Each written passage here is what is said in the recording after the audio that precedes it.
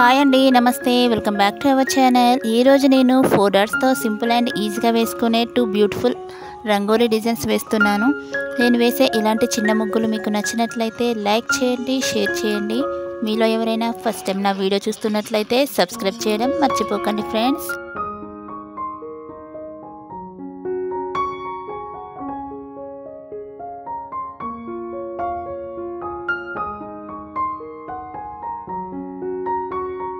ఇక్కడ నేను ముగ్గు చుట్టూ వేసుకోవడానికి సైడ్ బార్డర్స్ని డ్రా చేసుకుంటున్నాను. మీరు ముగ్గుకి 4 సైడ్స్ ఈ విధంగా సైడ్ బార్డర్స్ని డ్రా చేసుకోండి.